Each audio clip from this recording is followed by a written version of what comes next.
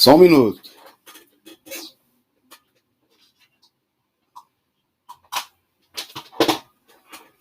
Pronto!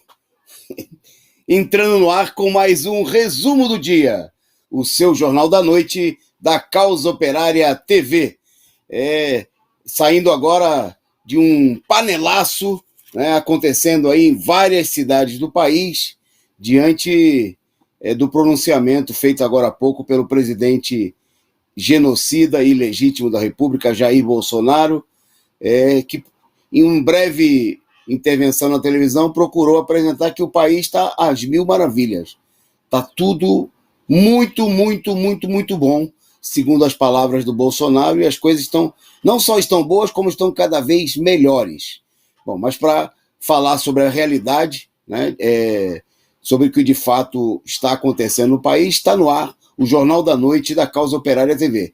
E o destaque do nosso programa de hoje é o chamado realizado pelas frentes dos movimentos de luta dos trabalhadores, cuja coordenação se reuniu hoje, a um novo dia de protestos, dia 19 de junho. Está marcado e dessa vez vai ser muito mais e maior, né? E o nosso chamado da Causa Operária TV, do PCO, dos comitês de luta, vamos colocar 1 milhão nas ruas por fora Bolsonaro. Então, se você quer saber sobre esse tema, fique aí conosco. No programa de hoje nós vamos falar também com o lucro com a desgraça do povo. Milhares de famílias que contraíram dívidas milionárias na busca por UTIs e tratamento em hospitais privados. Bolsonaro, além do discurso aloprado de agora à noite, promoveu também o general Pazuello, né, assegurando a ele aí um cargo numa secretaria especial da Presidência da República para afirmar aí o apoio de todo um setor militar.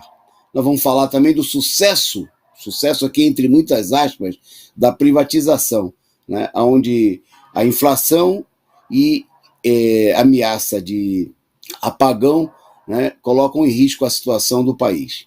Vamos falar do PIB, que o Bolsonaro comemorou agora há pouco. O PIB, um crescimento no primeiro trimestre de 1,2%. O PIBinho do Bolsonaro. Bom, o país voltou hoje, vamos falar também dos dados da Covid, quando o país voltou a ter mais de 2.500 mortos em 24 horas e mais de 92 mil casos confirmados em um único dia. No destaque internacional, vamos falar de Israel, da composição aí para troca, para a ascensão de um novo governo direitista, mas vamos falar principalmente também do Peru, né, que revisou os dados, fez uma revisão do número de mortos e passou a contar com mais de 180 mil mortos e se tornou o país com o maior número de mortos em relação ao tamanho da população no mundo. Bom, estas e outras notícias vão ser destaques aqui no seu programa Resumo do Dia, que hoje tem como apresentador e comentarista aqui ao meu lado o companheiro Caio Túlio. Boa noite, Caio. Boa noite, Antônio Carlos. Boa noite a todos os companheiros da Causa Operária TV, que acompanham aqui o Resumo do Dia, a todos que acompanham ao vivo e os que vão ver posteriormente o programa. Vamos discutir as importantes notícias de hoje. Ok. Bom, vamos destacar aqui, dar o salve aqui antes da gente entrar na nossa pauta. Já tem muita gente por aqui, muita gente chegando. Pedir a todos vocês que estão assistindo aí o nosso canal que compartilhem, né? Tem um visual bonito aí, as letras estão mais graúdas aí na apresentação no chat do nosso programa. E gostei da imagem, produção. Eu achei que ficou mais bonito, melhor. Então mandar aqui o nosso salve, o nosso boa noite a vocês que estão assistindo e agradecer desde já ao companheiro Ernesto Abdala Filho, que mandou aí o seu superchat, chegando por aqui. Ele disse que vê amanhã, porque ele deixou aí a sua contribuição e foi dar uma descansada, porque lá na Espanha, onde está o companheiro Ernesto, já a essa altura, já está lá pelas 2 horas da manhã. Muito obrigado aí pelo seu salve, pela sua boa noite, pela sua contribuição, companheiro Ernesto Abdala. Bom, saudar aqui o companheiro Vicente Crisóstomo, fora junta golpista, diz ele. O Andrei Alain Albuquerque já chegou por aqui saudando aí o dia 19. o Leonardo Andrade, muito boa noite aí, também o nosso salve para o Leon Trotsky já está entre nós, o Carlos Santos, né, dizendo que panelaço estava comendo solto no bairro dele lá em Porto Alegre. Boa noite aí também para o Lucas Ramos, que chegou por aqui saudando. Vida longa ao PCO. Um salve para o Black Belchior, o companheiro Sérgio Salgueiro, dizendo que até em Piracicaba teve panelazo na fala do Bozo. Nunca vi isso aqui. Dia 19 vai ser na cabeça dele. É isso aí. Vamos sair às ruas, 1 milhão de pessoas na cabeça, panelaço na cabeça do Bolsonaro. O Lucas Ramos, mandando aí o salve dele da chamada de Amantina, na Bahia. Muito obrigado aí. A Silvia Mio, mandando também o seu boa noite. O companheiro Ernesto destacando aí fora, a esquerda pequena burguesa, inconsciente, oportunisticamente golpista. Bom, o salve também para o Carlos Augusto, o companheiro Lino Alves, lá do Juazeiro, a companheira Carla Silva, que chegou também por aqui. Ainda bem que não tem panelaço aqui agora. Todos dormem. Acordei para trazer a xícara. Muito obrigado. Lá a companheira diretamente de Além-Mar, lá no Reino Unido, mandando aí a sua xícara de café para fortalecer aqui o nosso trabalho. Muito obrigado aos companheiros que também da Europa e aqui de todo o país que contribuem, né, para sustentar aqui a Rede Caldo Operária TV, essa imprensa combativa e revolucionária. A companheira Rosália, boa noite aí, chegando por aqui também, a Maria Aquino, Maria Ângela, saudando aí o panelaço em São Paulo. Bom, a todos vocês e a muitos mais que já estão chegando por aqui e que vão assistir ao nosso programa na reapresentação, o nosso salve, o nosso boa noite, e vamos à pauta, vamos trabalhar. Bom, vamos começar então uma matéria interessante publicada hoje no site da Central Única dos Trabalhadores, destacando aí, entre os setores, as várias categorias de trabalhadores, os setores mais vitimados pela pandemia. Eu vou passar para o Caio Túlio, ele vai contar para vocês e comentar a notícia. Vai lá, Caio. Exatamente. Saiu uma pesquisa, né, do Instituto Polis, onde eles apuraram na cidade de São Paulo as principais profissões vitimadas pela Covid-19 aqui na cidade de São Paulo. A pesquisa ela vai de março do ano passado, de 2020, até março desse ano. São mais de 30 mil mortos que foram analisados. A pesquisa, então, pegou os dados, né, dessas pessoas que foram vítimas, né, vítimas do Covid-19, e para fazer um mapeamento tanto do grau de instrução quanto das profissões. Bom, o resultado é o seguinte: o setor mais atingido de todos, né, que corresponde a 32% do total de mortos, foram os aposentados. Notadamente, se coloca que são os setores mais baixos, né, com renda mais baixa, né, a maioria pelo menos 23% dos mais de 30 mil mortos, né, eles não chegaram a ter o estudo básico completo, né, que é o ensino médio, ou seja, outro dado também importante são das profissões, né, que se destacam nesse quadro macabro de mortandade. Primeiro você tem as empregadas domésticas, que tem um grande número de vítimas entre as empregadas domésticas, e outro grupo também muito afetado, né, é o grupo da construção civil, notadamente os pedreiros, né, que corresponde a quase 4% do total de mortes. São mais de 1.000 mortos aqui na cidade de São Paulo, desse grupo, né, dos profissionais de construção civil, dos pedreiros. Já são cerca de 4%, mais de 1.200 mortos.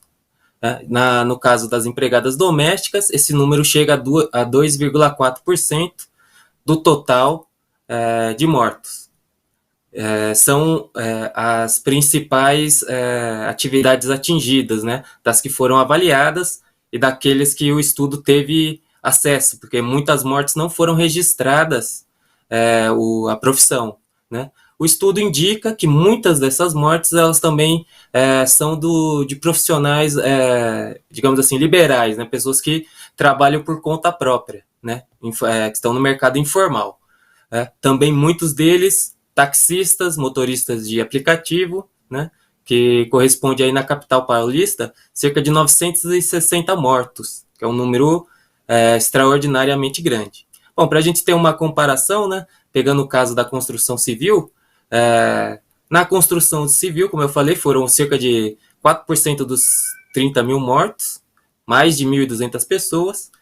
No caso, por exemplo, de uma atividade próxima, em comparação, né, que são o caso dos engenheiros, esse número é bem menor, né, embora seja expressivo pela quantidade de engenheiros que tem, que foi de 135 engenheiros que foram vitimados aí pela Covid-19, mas mostra a diferença, né, do total da categoria, cerca de 10% dos engenheiros civis foram atingidas e 33% da categoria de pedreiros foi atingida pelo Covid-19, mostrando a diferença, né?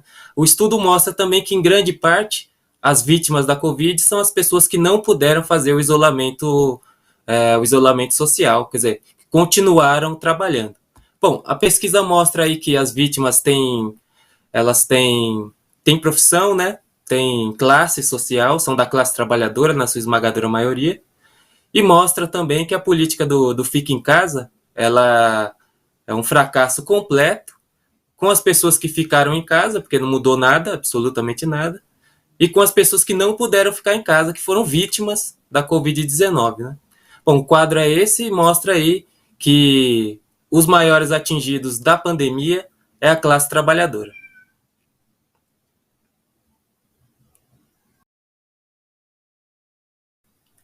Sem som, Tony. É isso aí, Caio. É a classe trabalhadora e, finalmente, a classe operária, né, que paga a conta e paga com a sua própria vida, enquanto o pessoal segue falando, dando orientações que nada tem a ver com o interesse do povo. Bom, vamos em frente na pauta, só antes a gente destacar aqui, saudar a presença da Maria Campos, né, nova membro aqui do nosso canal.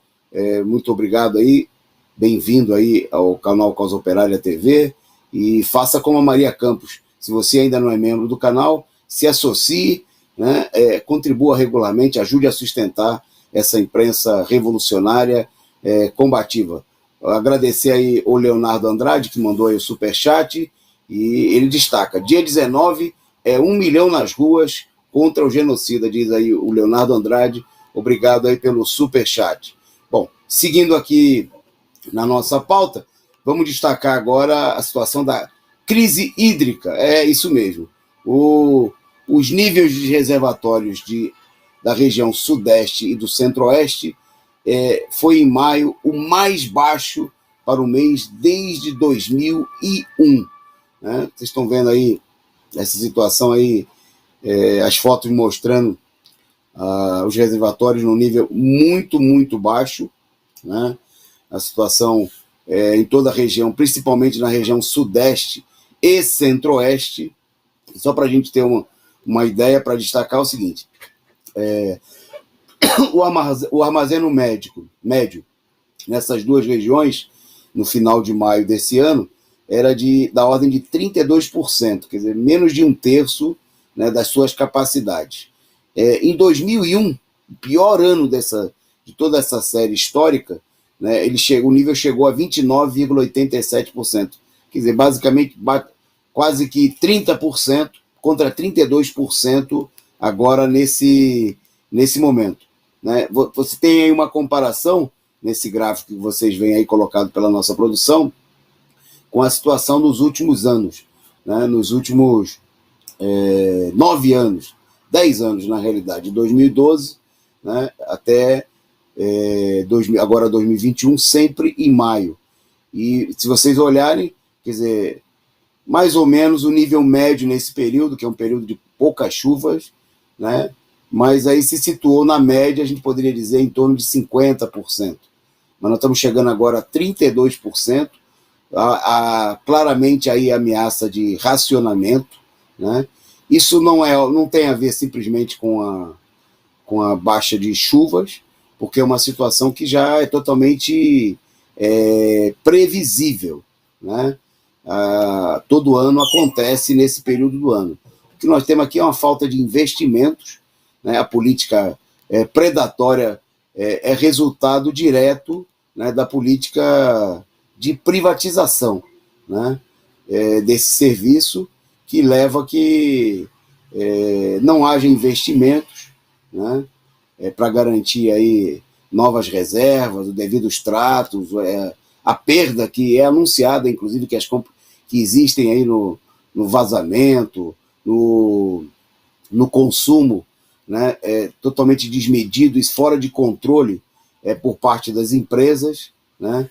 E, bom, essa situação coloca aí a população sobre ameaça, né? Ameaça também que vai parar na conta de luz, né? Porque com as reservas baixas, há um maior e com a falta de investimentos, né? Não houve construção aí por exemplo, de setor de usinas hidroelétricas, né? Como a gente tinha no passado, né? Só para a gente lembrar, na década de 80, a energia brasileira provinha quase 95%, né, do setor hidroelétrico.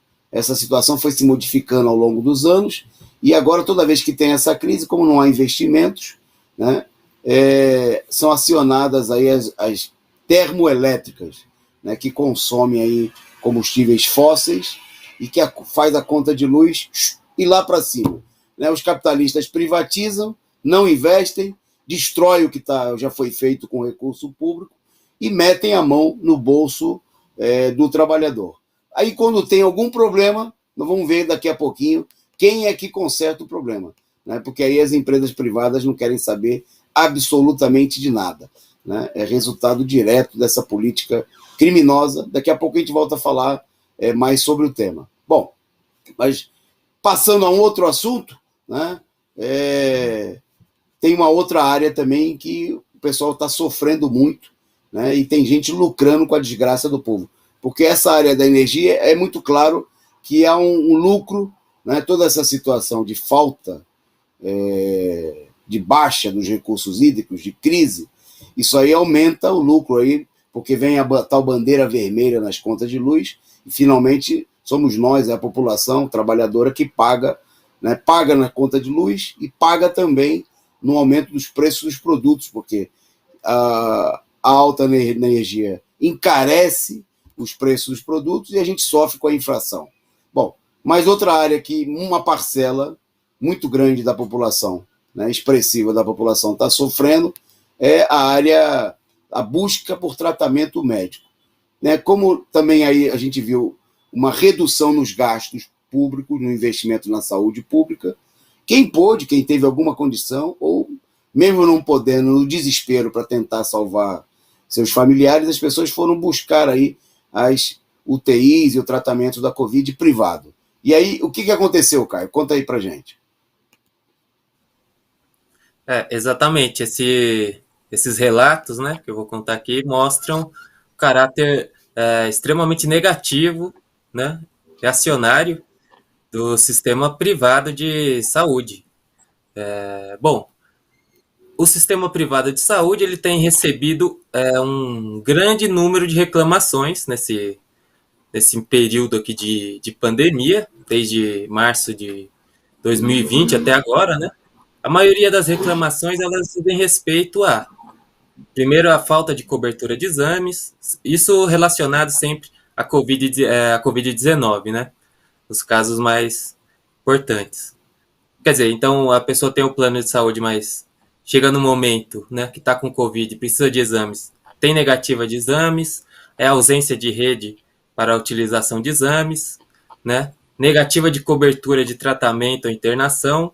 Então, esses números, eles aumentaram as reclamações, né? As reclamações, elas são coletadas aí pela Agência Nacional de Saúde Suplementar, Foram mais de 12 mil reclamações nesse período, né? Esse período de um ano, de março a março. Bom, outros casos mostraram o grau da situação, né? Vou contar um relato de uma família, de pessoas com posses, né? Mas mostra o caráter muito reacionário dos planos de saúde, como que é.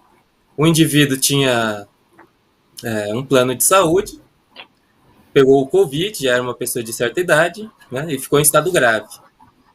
O plano de saúde, Unimed, não tinha, não dispunha no momento de leitos e nem de um tratamento que é pouco utilizado no Brasil, né, mas principalmente nas redes privadas de maior importância, que é um tratamento que é bem caro, né, nas redes aí privadas, que chama ECMO, em que o paciente é um tratamento para que a pessoa possa respirar, né, em casos graves aí da doença, ele chama oxigenação por membrana extracorpórea.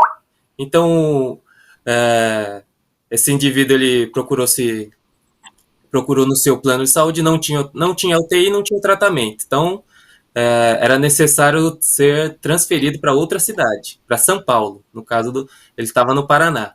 Bom, não havia tempo hábil, né? Porque a pessoa estava morrendo, efetivamente.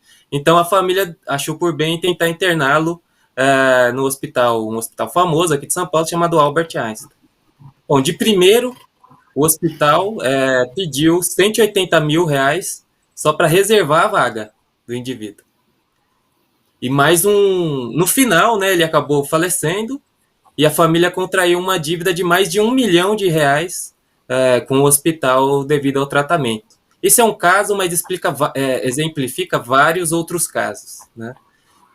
Mostra o interesse do sistema privado de saúde em sucatear o sistema público, porque é um valor extremamente alto que eles ganham, que eles lucram com o sofrimento da população, né? Nesse caso, uma população com dinheiro, mas imagine uma população sem dinheiro, né?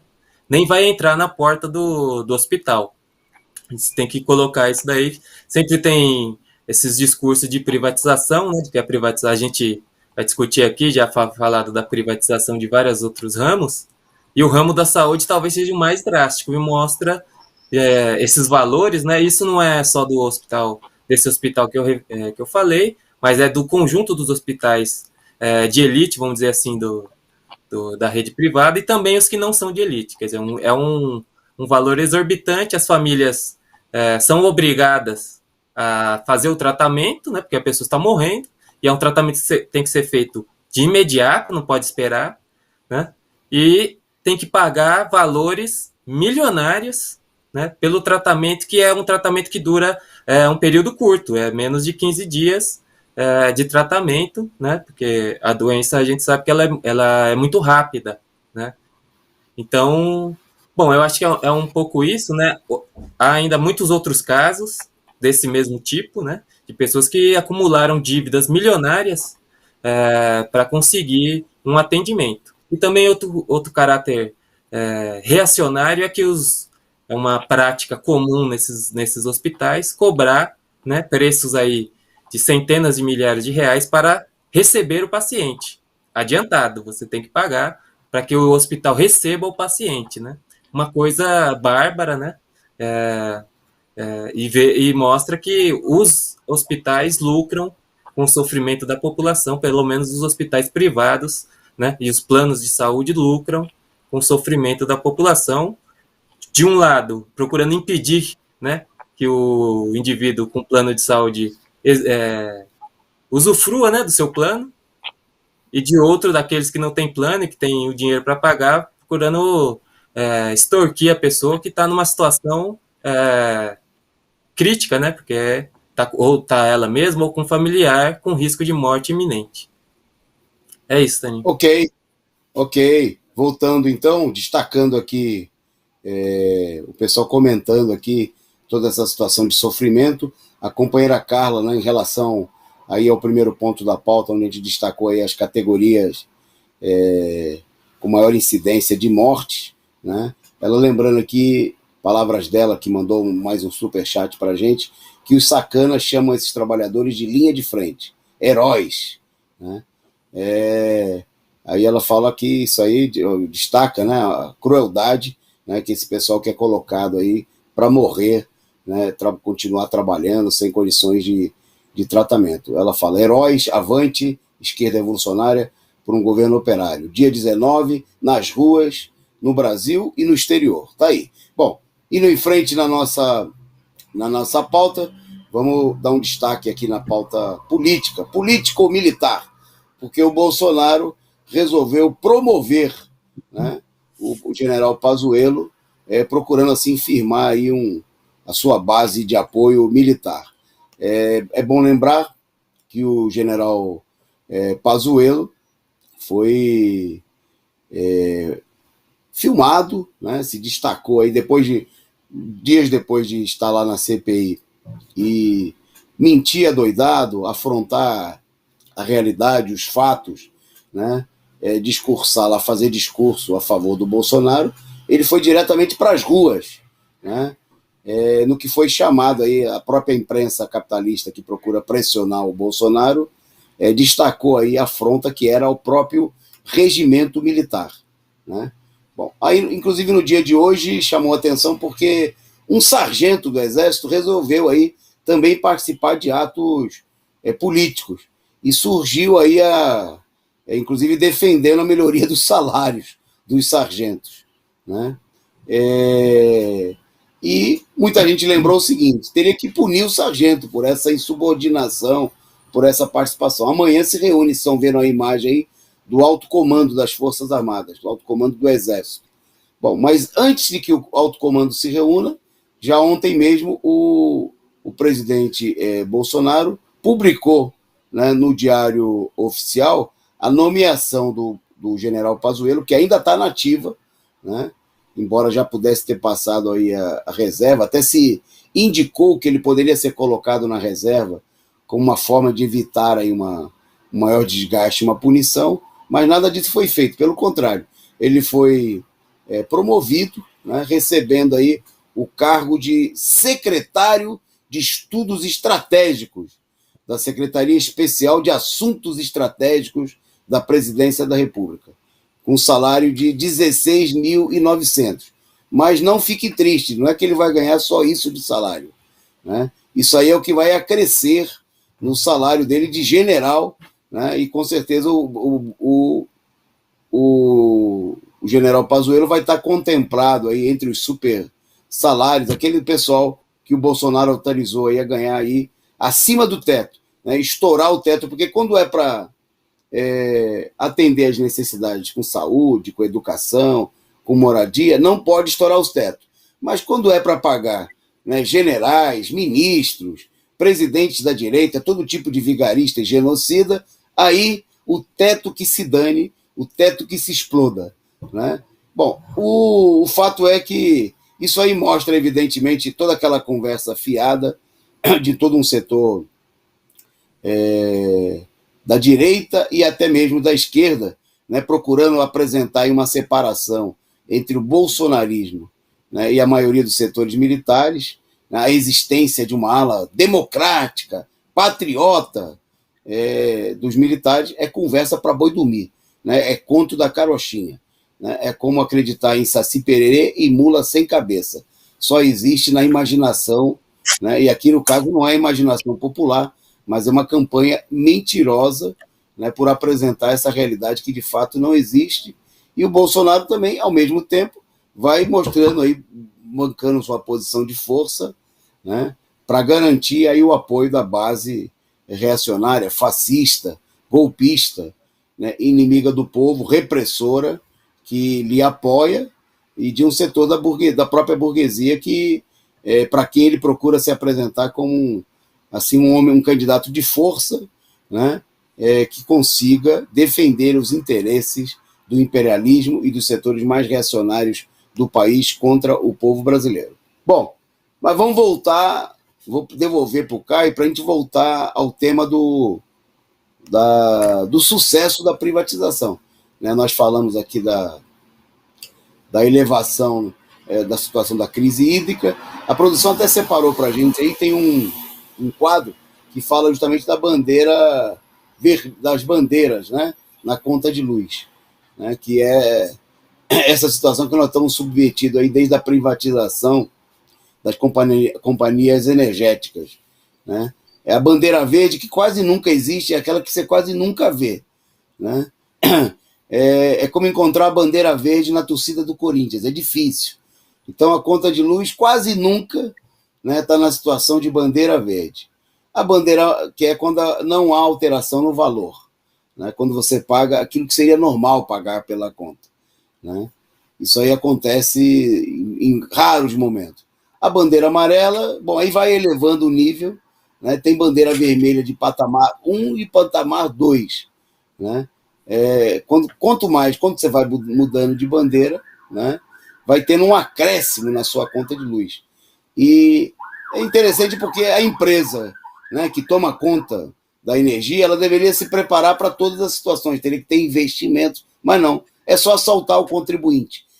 Nisso reside a eficiência da iniciativa privada. Bom, e tem um outro ponto que mostra bem como a iniciativa privada é eficiente. Se dá algum problema, quem vai resolver são os trabalhadores da iniciativa pública. É o que vai mostrar essa matéria que o Caio vai apresentar aí agora. Exatamente. Você mostrou as bandeiras aí em junho, desculpa. A ANAEL, né, a Agência Nacional de Energia Elétrica, já anunciou que nós vamos entrar em bandeira vermelha no patamar 2, que é a mais cara, como a gente viu aí no quadro, né? Isso é devido à crise, né? O companheiro Antônio Carlos comentou a crise hídrica, né?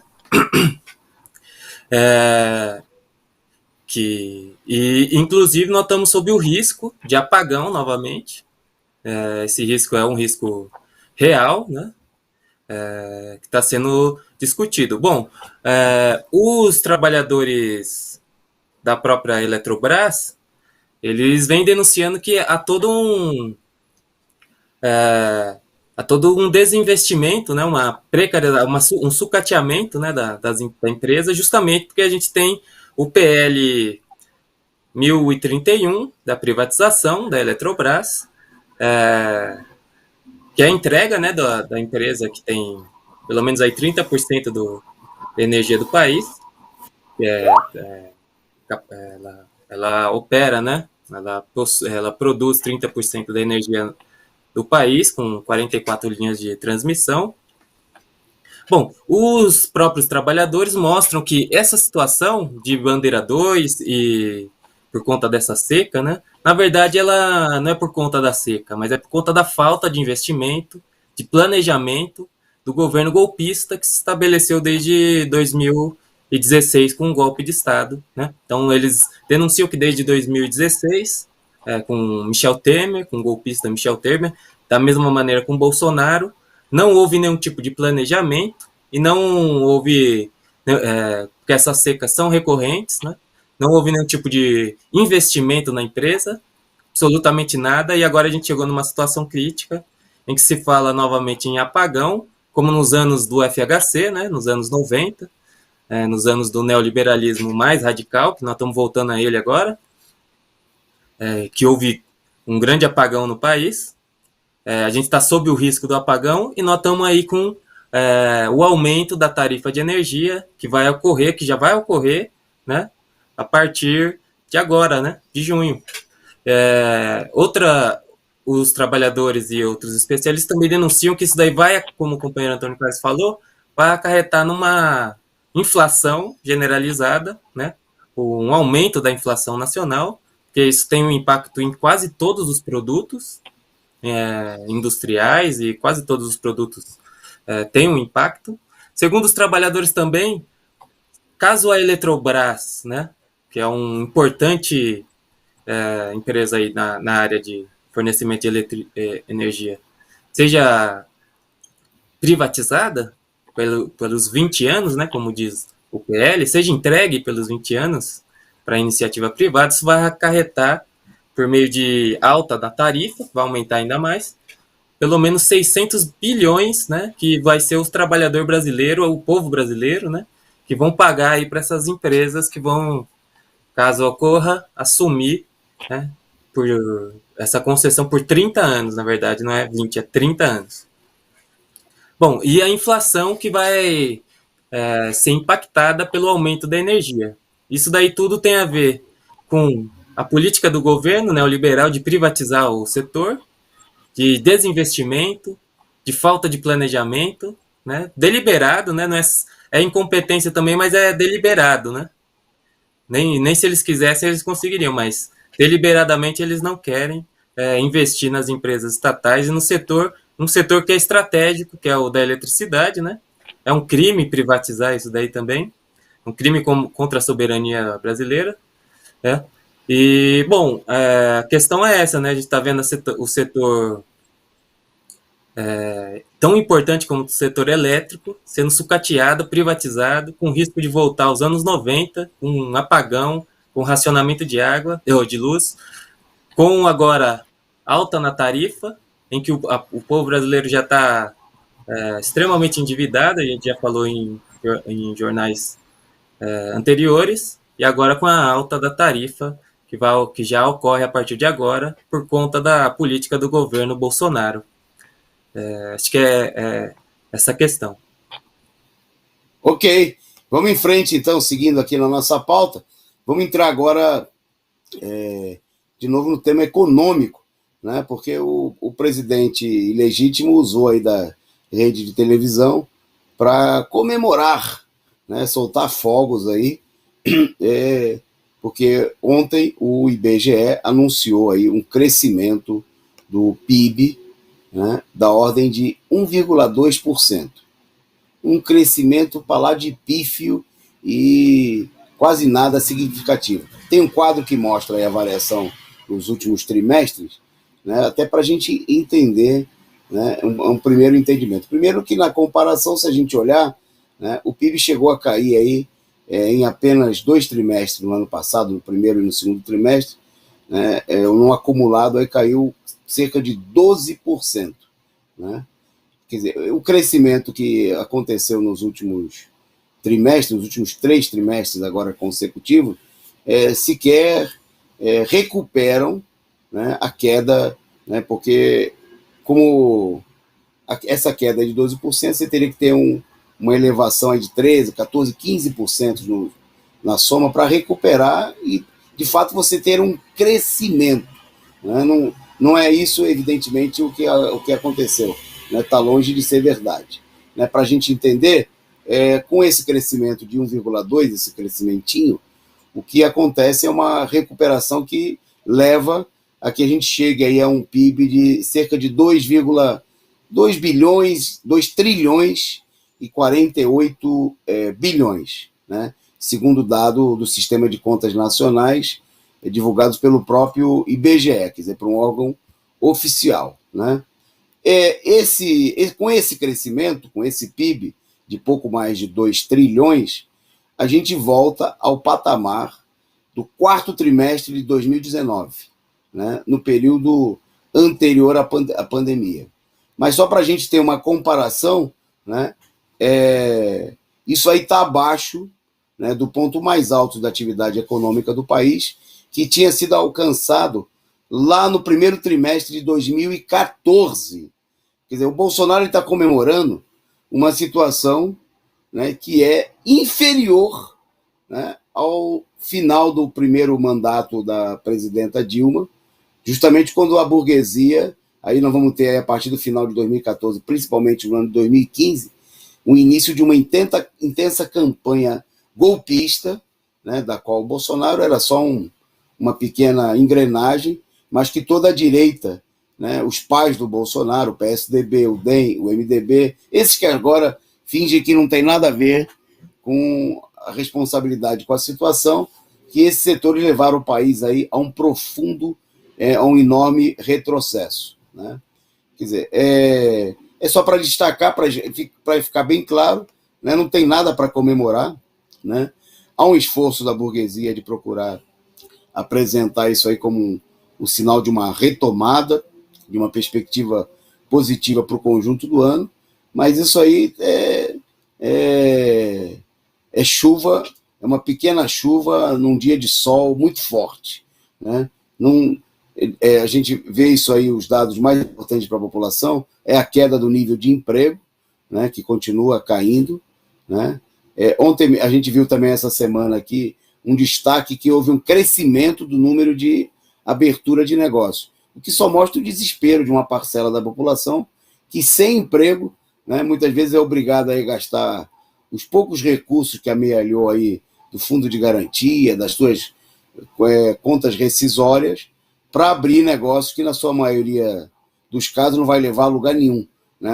Senão a situação de falência, né? Ou da pessoa ser escravo do seu próprio negócio, né? Patrão de si mesmo, mas um patrão sem recursos, né? Não é um capitalista aí que está ganhando burros de dinheiro, como a gente viu aí no caso dos hospitais, das companhias energéticas, dos monopólios, né? E de outros abençoados, né, por essa situação de crise, os verdadeiros abutres que estão lucrando aí com o sofrimento e com a desgraça do povo.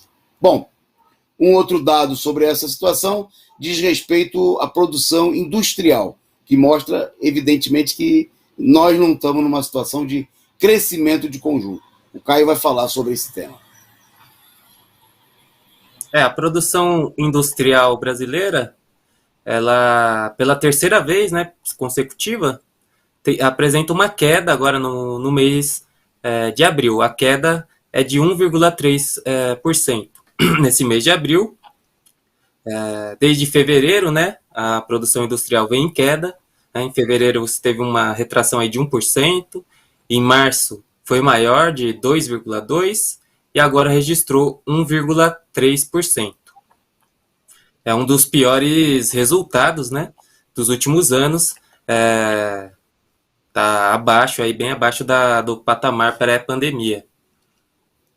Bom, um dos destaques dessa queda, né, diz respeito justamente ao setor que eu achei bastante interessante a gente discutir isso, que é a queda dos produtos alimentícios, entre vários setores, né? Bom, só para informar, dos 26 produtos analisados, né, áreas da produção industrial nacional, 18 delas tiveram quedas, né? Algumas só que tiveram algum aspecto positivo, como o caso de bens duráveis, que teve um pequeno avanço, mas 18 dessas 26 analisadas tiveram quedas nesse mês de abril e vem seguindo, tendo quedas, né, nesse ano de 2021. E um destaque que eu colocaria é a produção alimentícia, que caiu 5,2% no ano, né, considerando aí 2020 a 2021. Quer dizer, é uma queda extremamente expressiva e eu acho que esse é uma boa amostra da crise nacional, né? Quer dizer, a própria produção alimentícia ela vem caindo no país, né? E a produção de alimentos, que é, inclusive, um dos carros-chefes aí da indústria brasileira, né? Uma produção bem grande, não é uma produção pequena, né? Então, ela teve essa queda de 5,2%, que é uma queda muito significativa nesse período, né? Nesse período de um ano, mostrando também os problemas alimentares da própria população. Reflete, né, esses problemas alimentares da própria população, que a gente já destacou em outros jornais, né, em que houve uma retração aí, teve pelo menos quase 20 milhões de brasileiros que estão na situação de fome no país, né? Você teve um número muito maior de pessoas que tiveram insegurança alimentar ao longo desse ano. Isso também se reflete na queda, né, da produção de alimentos no país, ainda que a produção de alimentos ela tenha, seja a parte expressiva para exportação, né? Bom, nos 12 meses, você teve, considerando os 12 meses, né, da crise da pandemia em 2020 até o momento, até abril pelo menos, você teve um pequeno aumento da produção industrial nesses 12 meses de 1%, né? Mas mostrando a crise, porque você teve uma baixa muito expressiva no meio de 2020 e você teve, considerando esse um mês, apenas um crescimento aí de 1,1%, que não representa, né, uma retomada nem de longe, né? Mas como a gente viu, pelo menos 18 áreas da produção industrial nacional, elas estão em retração, né, consecutiva nesses 3 meses, nesses 3 últimos meses no país. Mostrando aí um pouco também, se ligando à notícia anterior que o companheiro Antônio Carlos falou, do PIB, né? Que nem de longe vem se recuperando. Acho que é isso, Antônio Carlos. Ok, Caio. Bom, vamos entrar agora no destaque do nosso programa de hoje, né, que é, hoje nós participamos, inclusive pela manhã, da reunião da coordenação das frentes, né, que organizaram aí as 3 plenárias nacionais dos movimentos de luta, que constituem aí a frente Fora Bolsonaro, né, e reunindo aí cerca de 40 dirigentes, né, das principais organizações nacionais, das principais frentes. Nós estivemos participando dessa reunião, representando o Partido da Causa Operária. Bom, e a reunião ela fez um balanço aí importante, obviamente um consenso do sucesso, né, das mobilizações aí, que lotaram aí, como essa imagem mostra aí, a Avenida Paulista, mas não foi só na Avenida Paulista, né? Foram mais de 200 atos no país, 213 atos, e também em 14 cidades do exterior, né? Bom, e um aspecto importante que não essa imagem, por exemplo, não é do dia 29, mas a gente colocou aqui para destacar o seguinte, que uma coisa muito fundamental nesse momento é que as organizações de luta dos trabalhadores, né, as grandes organizações, a CUT, a UNE, o MST, os sindicatos, né, petroleiros, professores, convoquem os trabalhadores às ruas, né? Se o 29 foi importante, com caravanas de metalúrgicos, petroleiros, trabalhadores dos Correios, professores, nós podemos ter um ato muito, muito maior, né, ainda mais combativo, né, porque é preciso colocar em ação as principais organizações de luta dos trabalhadores, né? Esse é o caminho para apontar uma perspectiva efetiva de derrota, né? Não queremos só protestar, nós queremos derrubar o governo Bolsonaro, derrubar o governo genocida, né, responsável por essa situação, né? E para isso é preciso ter uma mobilização ainda maior, é preciso que as direções não só compareçam, né, mas que elas mobilizem, coloquem os recursos das organizações de luta dos trabalhadores, humanos, materiais, né, como diz a placa aí, destacada nessa imagem colocada pela nossa produção, se o povo protesta em meio à pandemia, é porque o governo é mais perigoso do que o vírus, né? Fora Bolsonaro, genocida. Bom, então houve um consenso na reunião, com base na avaliação do dia 29, sobre a necessidade de dar continuidade aos protestos, e foi convocado, preste atenção, o principal é que foi convocado aí um novo Dia Nacional de Luta, no próximo dia 19 de junho, né, mais ou menos daqui a 2 semanas, um tempo aí necessário para que haja uma grande organização, uma mobilização. É preciso ir aos locais de trabalho, ir aos bairros operários, né, realizar essa convocação, né, estender, ampliar, para que a gente coloque aí 1 milhão de pessoas nas ruas, né, contra a perspectiva aí de mais de 1 milhão de mortes no país. Ou a gente derrota a direita, Bolsonaro e toda a direita, genocida, né, ou o sofrimento do povo brasileiro não tem fim.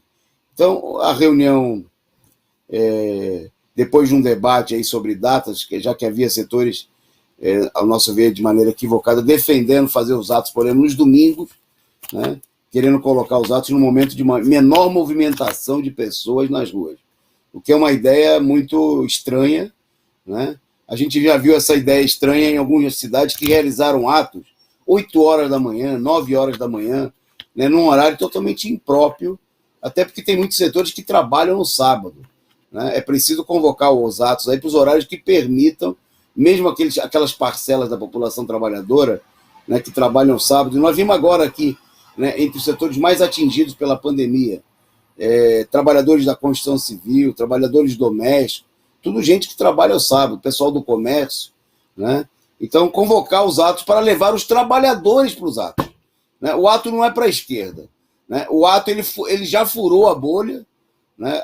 Daqueles setores da esquerda que querem falar para si mesmo, né? Que querem, por isso acabam fazendo lives na internet simplesmente, né? E é preciso apontar, aprofundar essa perspectiva de mobilização. Bom, nós gravamos aqui um vídeo para o nosso canal, para a Causa Operária TV, para fazer a campanha, né? Nós vamos, a partir de agora, divulgar aí muitas mensagens de convocação no dia 19. Você pode mandar para a gente também o seu vídeo aí, né? Grave com seu amigo, aí, um vídeo curto de 1 minuto. Nós vamos divulgar, vamos colocar aqui tudo no nosso canal. Aí. Cobre aí também da liderança do dirigente sindical, do dirigente da esquerda, da sua região, né? Você também, enquanto militante aí dos comitês de luta, mande aí a sua mensagem, nós vamos divulgar aqui, vamos fazer uma campanha, não só nas redes sociais, obviamente, né? Nós vamos publicar aí centenas de milhares de panfletos, cartazes, vamos sair às ruas, fazer um amplo trabalho de convocação, né? Para no dia 19 botar um mar ainda maior, um oceano de gente nas ruas e impulsionar. Bom, nós propusemos na reunião também que precisa convidar, nós temos que usar todas as nossas armas. Então, nós queremos aqui já deixar claro, nós queremos que o movimento convide aí o ex-presidente Lula, né, porque ele é uma arma importante nesse processo de mobilização, né, que ele venha para as ruas, a presença dele com certeza vai arrastar aí outras centenas de milhares de trabalhadores, ele que é a maior liderança popular do país, e é hora de fortalecer essa unidade para mobilizar, né? Bom, a plenária, só por último, aprovou também, antes do vídeo, aprovou a realização aí, essa reunião da coordenação, feita hoje de manhã, a realização de uma plenária nacional, né, a 4ª plenária nacional, para aprovar encaminhamentos da mobilização e fazer uma plenária grande, com uma ampla divulgação, né, embora com transmissão pelas redes sociais e tudo mais, mas que seja uma plenária para ser um impulso às mobilizações no dia 19. Essa plenária acontece aí no próximo dia 10, né, e nós propusemos lá, vamos ver se a gente acerta isso aí com os companheiros, que haja uma transmissão por todos os canais alternativos, e a Causa Operária TV está aqui à disposição, né, assim como eu tenho certeza que a maioria dos canais da esquerda, os canais independentes aí, vão querer transmitir essa plenária, e ficou de se convidar lideranças políticas, inclusive o ex-presidente Lula, para participar dessa plenária, para dar aí um impulso ao trabalho de convocação a ser feito aí até 19. E também ficou acertada a realização de plenárias regionais, né, para organizar os atos, as mobilizações em todos os estados. Então vamos reunir os comitês, né? Vamos lá, gente, vamos fazer a assembleia dos sindicatos, né? Organizar aí uma mobilização efetiva. Quanto maior for a mobilização, né, e mais forte e sem parar, tem que ser uma mobilização permanente, maior será a possibilidade, né, da derrubada do governo, da conquista de reivindicações fundamentais, né, como é o caso da vacina e do auxílio emergencial. Bom, vamos soltar o vídeo aí que nós gravamos para logo depois do anúncio lá da resolução do final da reunião, né, para divulgar aí o dia 19. Manda lá, produção. Em uma importante reunião, a coordenação da Frente Fora Bolsonaro deliberou a convocação de novos atos de uma nova jornada nacional de luta para o próximo dia 19 de junho. Trata-se de uma decisão importante diante do sucesso das mobilizações do último dia 29 de maio, que levaram às ruas centenas de milhares de pessoas, em mais de 200 atos em todo o país e inclusive em 14 cidades do exterior. Esses atos furaram a bolha, apontaram uma nova perspectiva, uma perspectiva concreta de mobilização e enfrentamento com o governo Bolsonaro. Alteraram, num sentido positivo, a correlação de forças em favor da esquerda, das organizações que lutam em defesa das reivindicações dos trabalhadores, como a luta por vacina para todos, por auxílio emergencial de verdade, que hoje não poderia ser de menos de um salário mínimo, a defesa do emprego com a redução da jornada de trabalho e um eixo fundamental que unifica toda a esquerda nesse momento, a luta por fora Bolsonaro, que precisa ser complementada com a derrubada de todos os golpistas e nós entendemos também a defesa da candidatura presidencial de Luiz Inácio Lula da Silva por um governo dos trabalhadores da cidade do Campo. A unidade, construída mais uma vez nessa reunião, no sentido de realizar os atos no dia 19, apontam no sentido de ampliar as mobilizações, de termos no dia 19 1 milhão de pessoas nas ruas contra o genocídio, contra a marca de mais de meio de milhão de mortos, que infelizmente já teremos superados oficialmente nessa data, e em defesa das reivindicações populares. Fazemos um chamado a todos os setores, a todas as organizações de luta, principalmente as organizações de massas como a CUT, os sindicatos, a OMST, a realizarmos uma ampla convocação dos trabalhadores, a mobilizarmos locais de trabalho, de moradia, para levar às ruas os setores organizados, para levantar cada vez mais uma luta de enfrentamento que abra caminho para derrotar o governo Bolsonaro e sua política genocida contra o povo. Dia 19, todas as ruas, por vacina, auxílio emergencial e fora Bolsonaro. Ok, bom, vocês viram aí o vídeo, fica o chamado, né? Vamos realizar uma ampla mobilização, não só aqui na Causa Operária TV, né, mas em toda a nossa rede Causa Operária de comunicações, e vamos realizar principalmente essa mobilização nas ruas, junto com os companheiros dos comitês de luta, nos mutirões do final de semana, e você fica aí convidado a participar conosco. Bom, antes de seguir na nossa pauta aqui, agradecer aí a companheira Edna Costa, muito obrigado aí pelo superchat, ela mandou aí sua contribuição e mandou aí parabéns aí a gente pela nossa intervenção, nossa atuação no ato do dia 29, né? Parabéns aí a todos nós, a toda a militância e a vocês também que contribuem aqui para sustentar a Causa Operária TV, essa arma fundamental para impulsionar a nossa luta. Então sigam aí, você que estão nos acompanhando, sigam um bom exemplo da Edna Costa, né, e de todo mundo que já contribuiu com a gente aqui no programa de hoje, o Ernesto Abdala, a Carla Silva, o nosso amigo Leandro, e todo mundo que está por aqui. Contribua, mande aí o seu superchat, é fundamental a sua figurinha para contribuir e para sustentar essa imprensa revolucionária, independente, sem rabo preso com os capitalistas. Bom, essa situação ela se mostra cada vez mais necessária, né, porque como mostram aí todos os dados, nós estamos aí com o pé, sem ter saído da segunda, com o pé na terceira onda, né? E o Caio vai apresentar aí os últimos dados da Covid, que justamente sinalizam em direção de que o pior está por vir. Vai lá, Caio. Exatamente. Bom, os dados da Covid das últimas 24 horas, rapidamente. Então, o Brasil registrou 2.390 mortes da doença nas últimas 24 horas, um número gigantesco de mortes, né, colocando o Brasil num patamar muito elevado de mortes. E um dado também bastante impressionante é que registrou 92.115 casos confirmados de Covid-19 nas últimas 24 horas. Quer dizer, nós estamos nos aproximando aí da confirmação de 100 mil casos por dia de Covid-19. Então, a gente chegou aí a 467,7 mil pessoas mortas, vítimas da Covid-19, e 16.717.000 casos em todo o período da pandemia. Bom, rapidamente, só destacar que não é só o caso das mortes e das confirmações, né, das contaminações, mas também o problema das UTIs no país inteiro, que estão estão em estado grave novamente. Pelo menos 10 capitais já registram ocupação acima de 90% dos leitos. O caso mais grave, né, nas capitais que estão com 100% dos leitos, são Curitiba, Campo Grande e Aracaju. Se destaca aí Campo Grande, no Mato Grosso do Sul.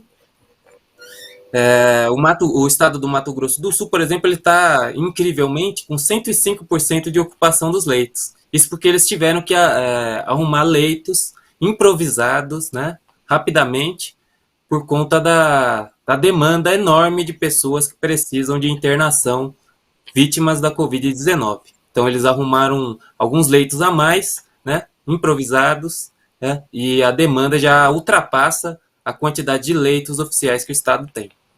A cidade de Campo Grande está exatamente no mesmo ritmo, com mais de 100% da sua capacidade de leitos para a Covid-19. Isso está se replicando em vários locais do país, o número, né, de pessoas que necessitam de leitos.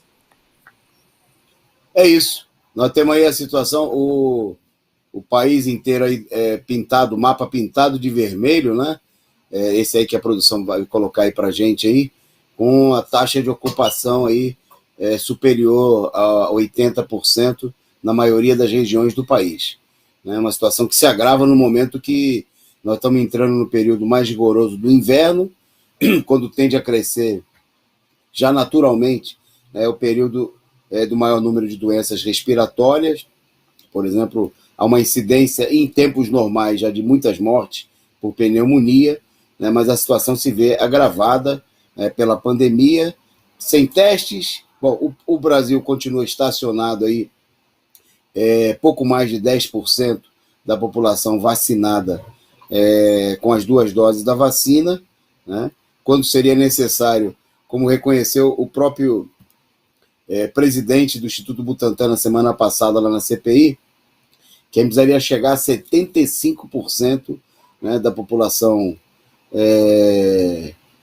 vacinada, né, para a gente alcançar aí um controle sobre a doença. Como inclusive ficou demonstrado aí em estudo aí feito na cidade de Serrana, aqui no interior de São Paulo. E nós estamos aí muito, muito longe disso, e é só promessa. Hoje o Bolsonaro também na televisão prometeu aí 100 milhões de doses, que vai vacinar todo mundo até o final do ano, etc, etc, né, como se ele já não tivesse a responsabilidade, né, por esses quase 17 milhões de casos e 460 e quase 470 mil mortos oficiais em números sabidamente subnotificados. Bom, uma rapidinha aqui para devolver a bola para o Caio, e a última genuinamente nacional, né? Depois nós vamos falar também da Copa América aqui no Brasil, mas antes do final do programa, que é o DIEESE, né, o Departamento Intersindical de Estatísticas e Estudos Socioeconômicos, divulgou dados aí sobre o salário mínimo, né, o salário mínimo necessário, ao qual nós temos aí algumas diferenças da maneira bastante conservadora como o DIEESE calcula esse salário mínimo, com referência no preço da cesta básica, né, mas de qualquer maneira é uma referência muito acompanhada aí no movimento sindical, que infelizmente já não reivindica nem mesmo esse salário mínimo, né, do DIEESE, né, que não é um padrão em relação às reivindicações dos trabalhadores, mas que acabou se impondo como uma referência. Bom, o valor com base na cesta básica, né, para uma família de 4 pessoas, 2 adultos e 2 crianças, em 17 capitais brasileiras pesquisadas. Ele oferece um padrão para o Brasil. O DIEESE estabeleceu o seguinte, que o piso nacional, o salário mínimo necessário, deveria ser de R$ 5.330 no mês de abril. Né? Está fechando agora os dados de abril. Bom, para a gente ter uma ideia, se comparado isso aí com o salário mínimo vigente atual de R$ 1.100, né, quase, quer dizer, a gente tem quase 4 vezes mais a mais do que esse valor, né? Que a diferença aí é de R$ 4.230 de diferença entre o salário mínimo vigente e o salário mínimo necessário calculado pelo DIEESE. Né? Quer dizer, seria impossível pensar num salário para atender aqueles itens que inclusive constam lá da Constituição, do artigo 7º, né? de uma família de 4 pessoas, você teria que hoje ter um salário mínimo de pelo menos R$ 6.000 no país, né? A gente vai voltar com dados a mostrar isso daí, né? Mas é uma situação, tem esse quadro aí que mostra aí, ó, é um dado importante, que é o salário mínimo nominal, né? O salário mínimo vigente, esse gráfico de linhas aí que a produção vai colocar para a gente. A linha azul embaixo é o salário mínimo nominal, essa miséria de R$ 1.100, é a evolução dele ao longo dos últimos anos, que vinha tendo um pequeno crescimento, tá certo? Mas, e em cima, você vê aí o salário mínimo necessário, que disparou, né, de maneira escabrosa, né? E nós temos aí essa defasagem gigantesca. O período de tempo aí se refere a 1994, né? Portanto, começo do governo Fernando Henrique Cardoso, né? E agora, né, em 2020, né, governo do Jair Bolsonaro, do genocida Jair Bolsonaro.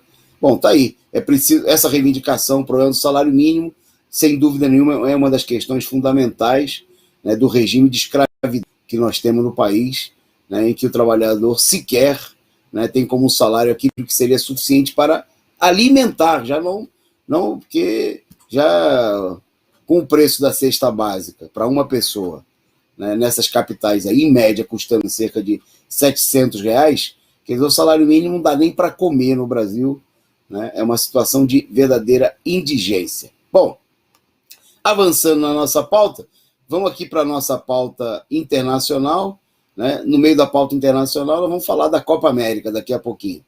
Bom, o primeiro tema de destaque aqui, que o Caio vai apresentar para a gente, é a crise, né, depois da ação genocida, golpista do governo de Netanyahu, de Israel, contra o povo palestino.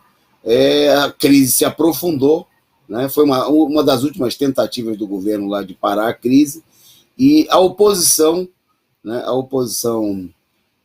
de esquerda não dá para dizer, né, mas vamos dizer lá, setores da esquerda da oposição, esquerda em relação à direita lá, se juntou com a extrema-direita, com setores também da extrema-direita, para promover aí a substituição do governo do Netanyahu. Bom, vou passar, já são 12 anos do Netanyahu no poder, né, e o governo dele parece que está chegando ao fim. O Caio vai contar para vocês aí. Não, exatamente.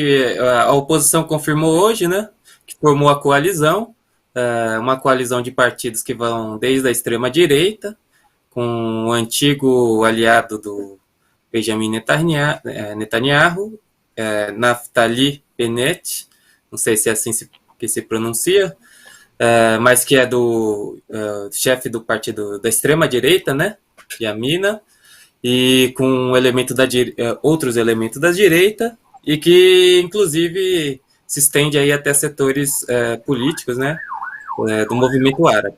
Essa coalizão, que o pessoal, os analistas classificam como um tanto frágil, no entanto, ela é suficiente para formar um novo governo, o que colocaria o Benjamin Netanyahu, há 12 anos no poder, para fora do governo, né? Logicamente que a coalizão ela é liderada não por essa ala esquerda, vamos dizer assim, mas pela ala extrema-direita, que seria aí colocado como os novos primeiros ministros. Bom, acho que é fruto da crise, né, da política reacionária, genocida, que o Benjamin Netanyahu realizou contra os palestinos nesse último período, e abriu aí essa crise, essa possibilidade de formar um novo governo, que vai ser um governo de extrema-direita também, assim como o governo dele. Ok, agradecer aqui, antes de seguir na nossa pauta, a companheira Marília Negreiros, que mandou aí o seu superchat, sua figurinha simpática, contribuindo aqui para ajudar a sustentar o nosso canal. Muito obrigado pela contribuição e pelo exemplo aí. Sigam o exemplo da Marília Negreiros, da Edna e todos mais que contribuíram conosco. Ajude a sustentar essa imprensa revolucionária. Lembrando a vocês também que você pode e deve se inscrever aqui no nosso canal, no Resumo do Dia. A produção vai colocar mais uma vez aí para a gente aí em destaque aí para você no chat, né, o acesso. Você clica aí, acessa, não paga nada para se inscrever no canal do Resumo do Dia, né? E a gente já denunciou aqui que a gente é atacado, volta e meia a gente tem um corte enorme de inscrições feitas aí pelo próprio YouTube, mas a gente é persistente, com a sua ajuda vamos aumentando aqui, né? É como acontece com a Causa Operária TV, que já tem mais de 90, cerca de 92 mil, tem mais de 92 mil inscritos, né?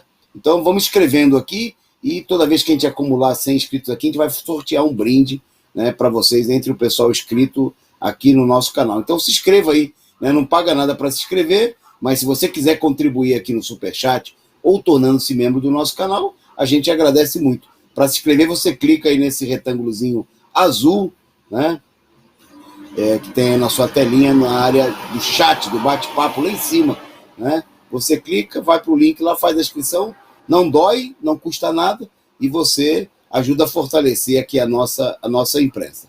Bom, destaque agora na nossa pauta internacional, o Peru, né, onde tem eleições no próximo final de semana.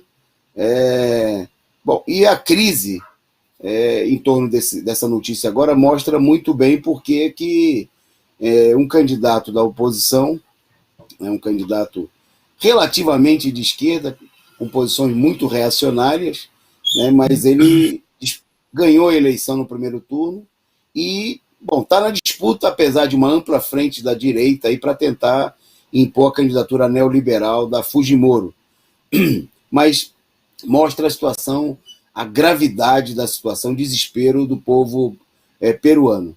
Para a gente ter o país revisou os dados, fez uma correção, né, para uma equipe de especialistas, inclusive ligados ao próprio, alguns deles funcionários do próprio governo, né, e foi feita uma revisão. E o país elevou de 68 mil, preste atenção, de 68 mil para 180 mil o número de mortos na pandemia. Quer dizer, a revisão, um estudo mais adequado do que estava acontecendo, dos registros feitos.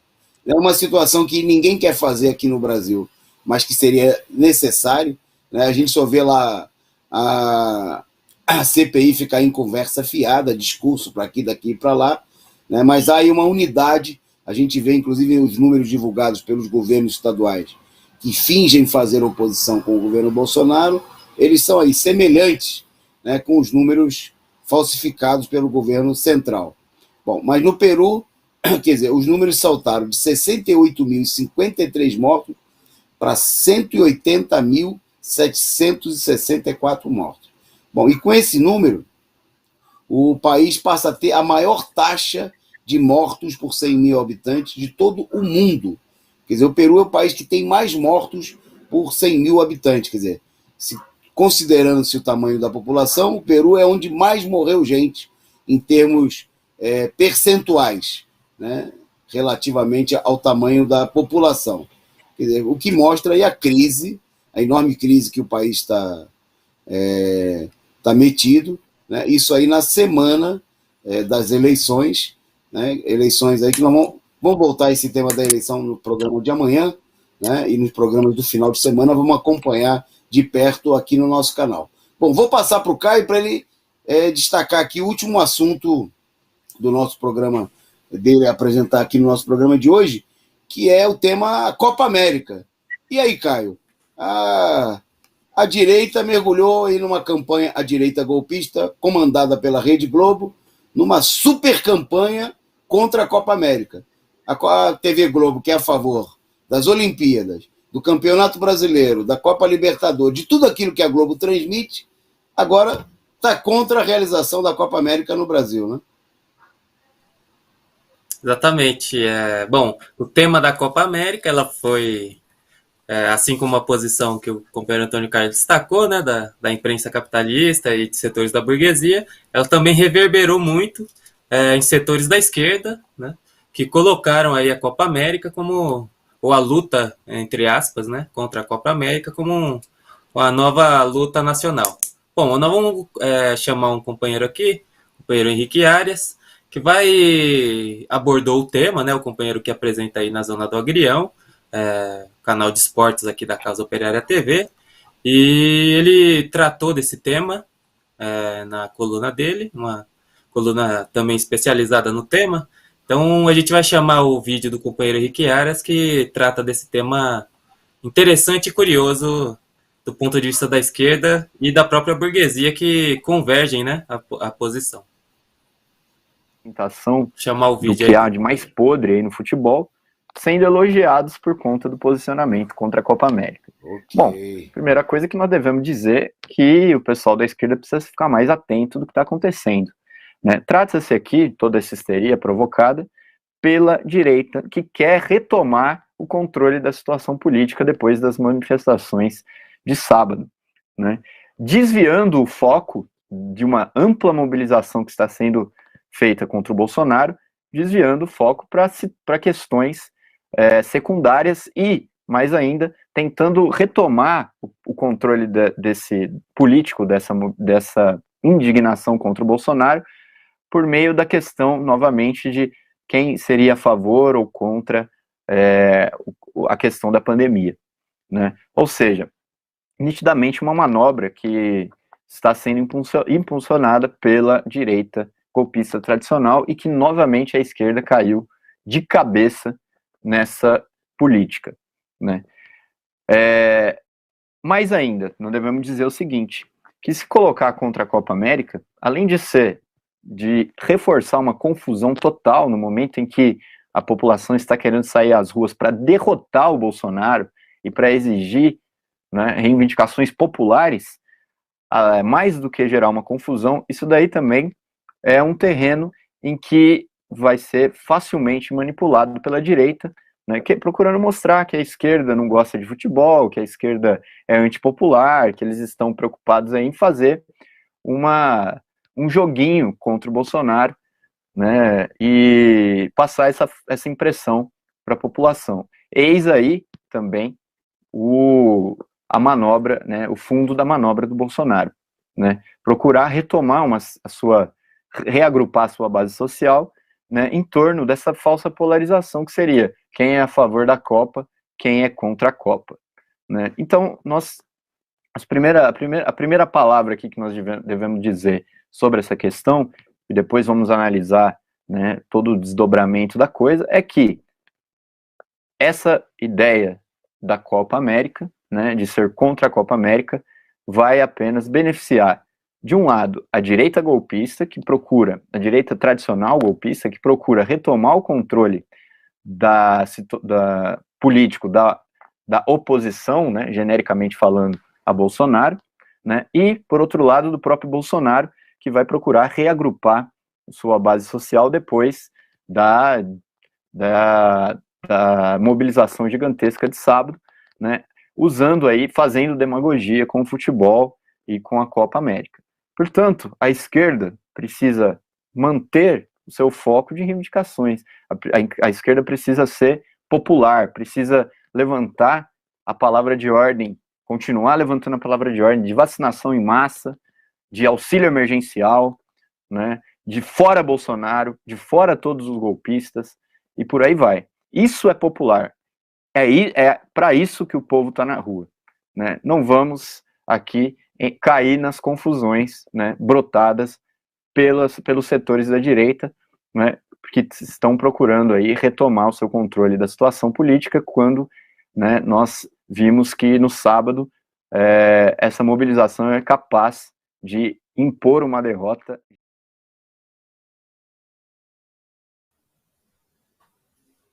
Tá aí o comentário do companheiro Henrique Arias, né, discutindo todo esse tema polêmico.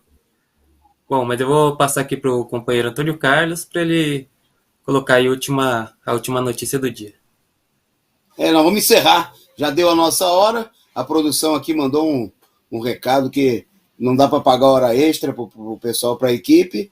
Então nós vamos encerrar por aqui. Se você quiser saber mais, você acompanha as notícias lá no diário Causa Operária, né, causaoperaria.org.br, e continua aqui acompanhando a programação da Causa Operária TV, que começa, segue agora à noite e tem notícias desde as 7 horas da manhã com a Rádio Peão. Resumo do dia volta amanhã. Um abraço, valeu Caio, valeu a todos vocês que nos acompanharam nessa empreitada.